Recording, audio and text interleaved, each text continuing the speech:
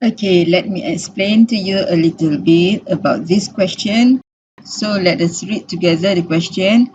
On 5th January 2022, Rahayu offered to sell her diamond necklace to Leticia and Rohini for 14,000.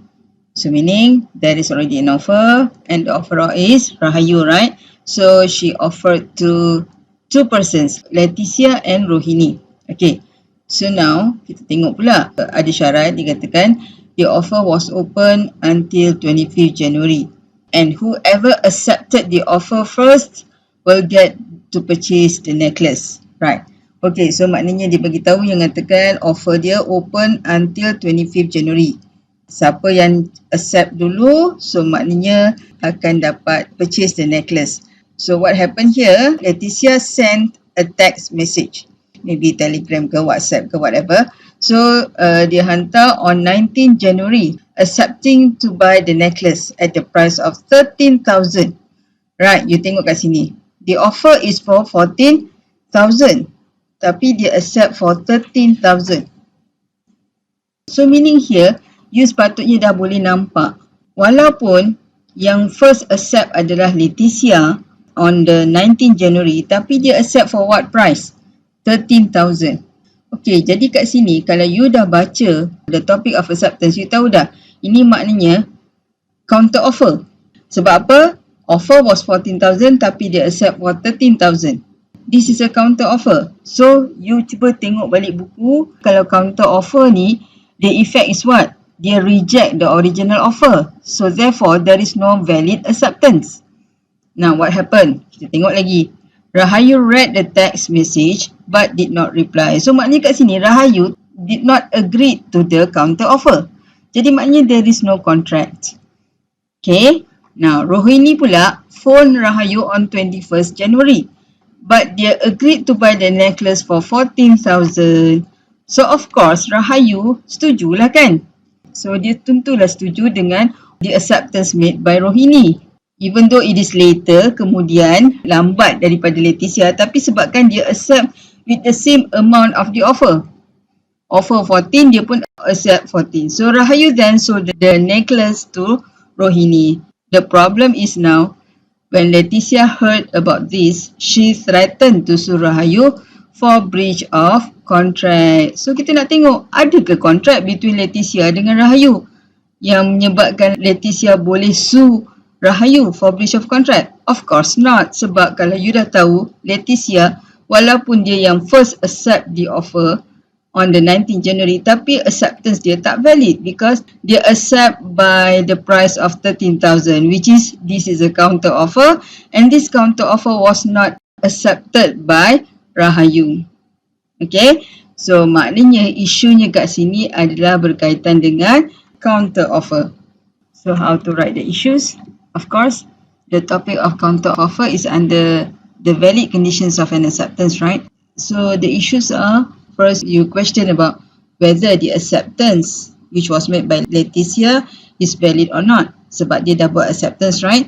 And then whether the acceptance by Leticia was absolute and unqualified. So this is the condition of a valid acceptance. Acceptance must be made absolute and unqualified. Okay, otherwise the acceptance is not valid. So whether there was a counter offer. So kalaulah the acceptance was not absolute, the result is that, the effect is that it becomes a counter offer. So once it is a counter offer, maknanya there is no valid acceptance.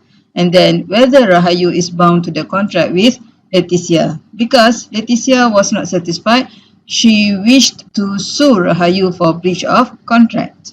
So these are the issues, the suggested issues, which you have to write. So the main idea is about the counter offer.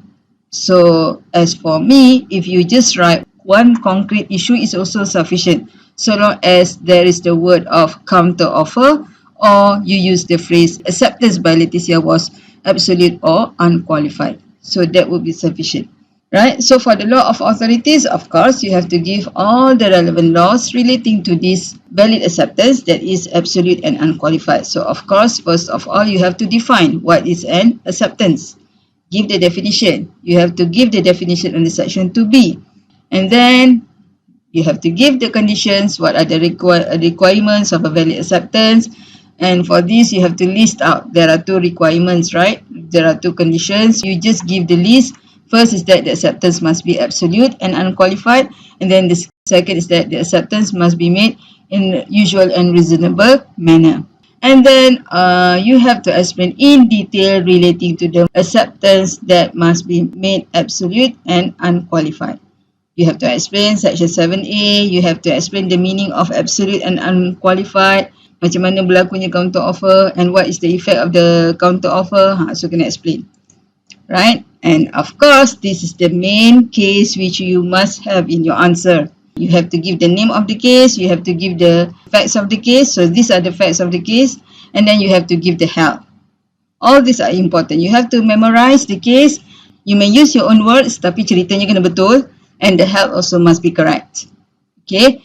And then if there are exceptions, you have to explain the exceptions. So there are two exceptions here. You have to explain the exceptions.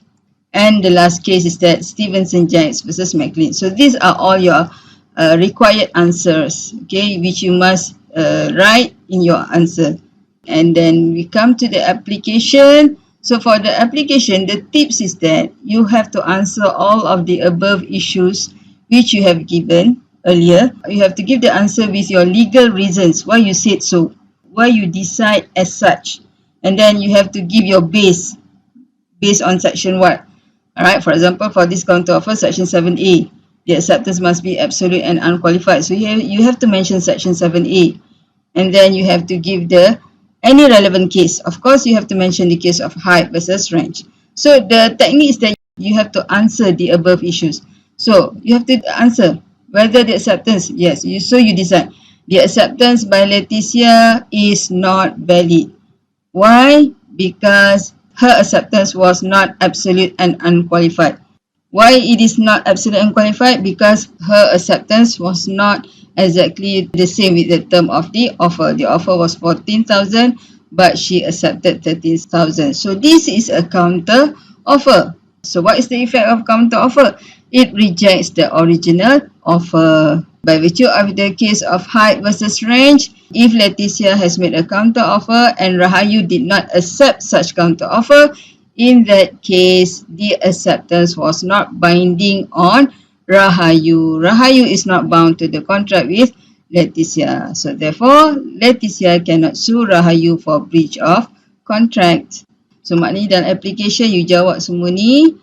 And then you mention the section, relevant section, section 7A. Kenapa you kata the acceptance was not absolute? Sebab dia tak sama. Offer 14,000 tapi dia accept 13,000. So that is considered as a counter offer. You reject the original offer. So kalau reject original offer, the acceptance is not binding based on the case of height versus range. Benda ni semua yang you kena explain in this application. And then conclusion. So what to write? Just one paragraph, small paragraph, up to 3 sentences will be sufficient. You sum up, you give the summary of the law about this counter offer.